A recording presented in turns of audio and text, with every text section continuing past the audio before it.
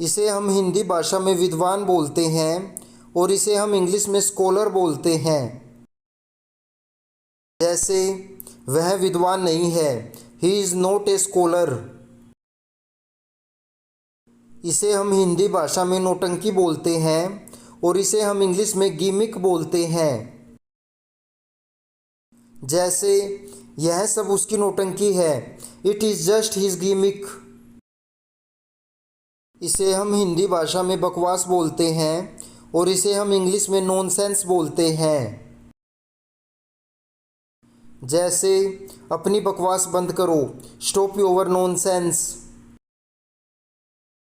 इसे हम हिंदी भाषा में तबाही बोलते हैं और इसे हम इंग्लिश में हैवोक बोलते हैं।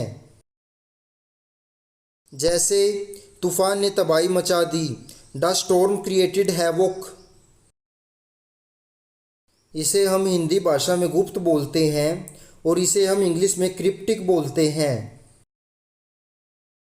जैसे मुझे एक गुप्त संदेश मिला, आई गोट ए क्रिप्टिक मैसेज।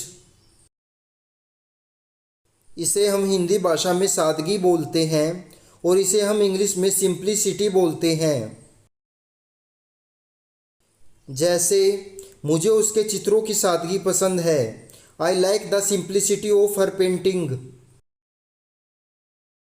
इसे हम हिंदी भाषा में घिनौना बोलते हैं और इसे हम इंग्लिश में ओडियस बोलते हैं।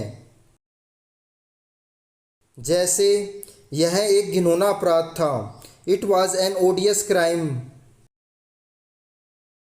इसे हम हिंदी भाषा में अनिच्छुक बोलते हैं, यानी किसी काम के इच्छुक ना होना, और इसे हम इंग्लिश में रिलक्टेंट बोलते हैं। जैसे वो वहाँ जाने के लिए अनिच्छुक थी, she was reluctant to go there. इसे हम हिंदी भाषा में वजूद या अस्तित्व बोलते हैं और इसे हम इंग्लिश में एग्जिस्टेंस बोलते हैं। जैसे तुम्हारे बिना मेरा कोई वजूद नहीं है, there is no existence of mine without you. इसे हम हिंदी भाषा में पीढ़ी बोलते हैं और इसे हम इंग्लिश में जनरेशन बोलते हैं। जैसे युवा पीढ़ी में अनुभव की कमी है, there is lack of experience in young generation. इसे हम हिंदी भाषा में जाली या नकली बोलते हैं और इसे हम इंग्लिश में बोगस बोलते हैं। जैसे यह असली सोना नहीं है, यह जाली है, this is not a real gold, it's bogus. इसे हम हिंदी भाषा में बंटाढार बोलते हैं और बंटाढार का अर्थ होता है किसी पार्टी या किसी प्रोग्राम का पूरे तरीके से फेल हो जाना, और इसे हम इंग्लिश में फियास्को कहते हैं।